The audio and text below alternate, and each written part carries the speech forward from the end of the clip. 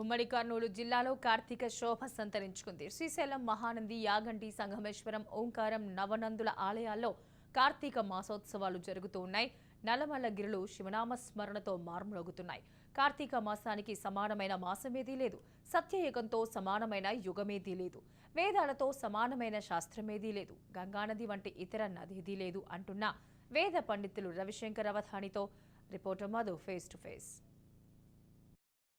ఉమ్మడి కర్నూలు జిల్లాలో కార్తీక శోభ సంతరించుకుంది. భక్తులంతా ఆలయాల వైపు అడుగులు వేస్తున్నారు. ప్రధానంగా చూసుకుంటే ద్వాదశ జ్యోతిర్లింగ క్షేత్రం, అష్టాదశ శక్తిపీఠమైనటువంటి శ్రీశైలం మహాక్షేత్రంలో ఇప్పటికే కార్తీక మాసానికి అన్ని ఏర్పాట్లు పూర్తి చేశారు. అయితే కార్తీక దీపంతో ఈ కార్తీక మాసం కూడా ప్రారంభమవుతా ఉంది.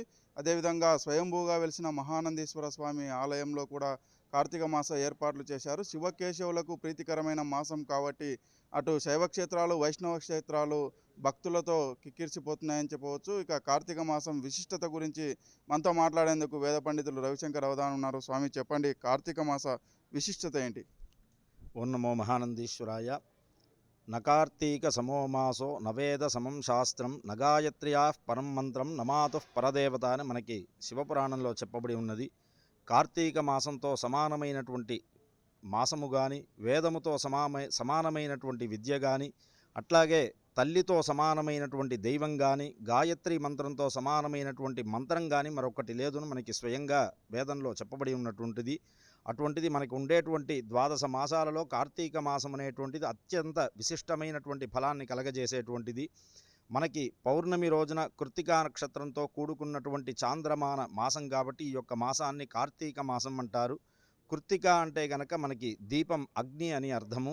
అటువంటి అగ్నితో కూడుకున్నటువంటి మాసం కాబట్టి ఆ కార్తీక మాసంలో అగ్నిలో చంద్రుడు ప్రజ్వలిస్తాడు కాబట్టి ఈ యొక్క మాసాన్ని కార్తీక మాసమని, ఈ మాసంలో అంతా కూడా విశేషంగా దీపాలు వెలిగించడం అనేటువంటిది మనకి చాలా ప్రాధాన్యత కలిగినటువంటిది.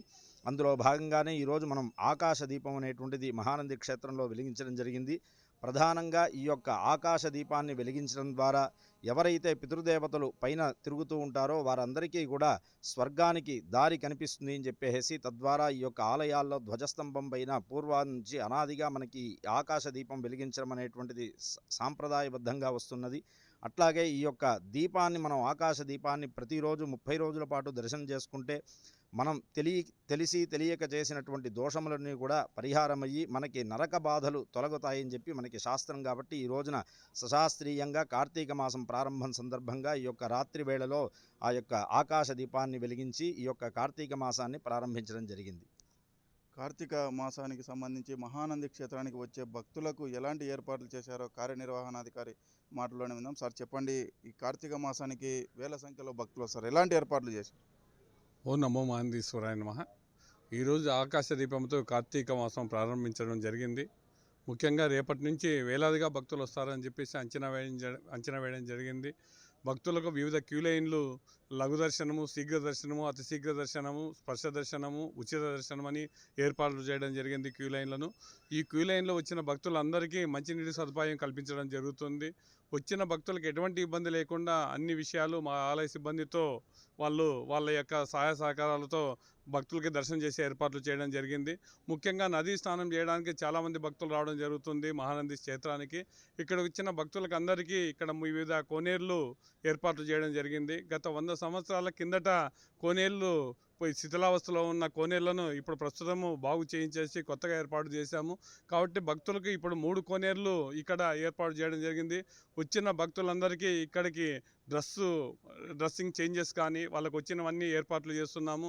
కాబట్టి భక్తులు వేలాదిగా వస్తారని చెప్పేసి అంచనా వేస్తున్నాము. అదేవిధంగా ఆదివారము, సోమవారం రోజు ఉదయం 4 గంటలకే మా ఆలయము తలుపులు తెరిచి భక్తుల కోసము ఏర్పాట్లు చేస్తున్నాము. కావున ఆదివారము, సోమవారం రోజు భక్తులకు వేలాదిగా వచ్చిన ఉదయం నుంచి రాత్రి 10:30 గంటలకు ఏర్పాటు చేస్తున్నాం. కాబట్టి వేలాదిగా వచ్చి స్వామివారికి, అమ్మవారిని దర్శనం చేసుకోవాల్సిందిగా తెలియజేస్తున్నాం. కార్తీక మాసంలో ప్రత్యేకంగా పూజలు నిర్వహిస్తే ప్రత్యేక ఫలితాలు లభిస్తాయని చెప్పేసి వేద పండితులు చెప్తున్నారు. అదేవిధంగా క్షేత్రాలకు వచ్చే భక్తులకు దేవాదాయ శాఖ అన్ని ఏర్పాట్లు చేశామని చెప్పేసి ఆలయ కార్యనిర్వహణాధికారి చెప్తున్నారు. వీడియో జర్నలిస్ట్ శివశంకర్తో మధు, రాజ్ న్యూస్, నంద్యాల జిల్లా.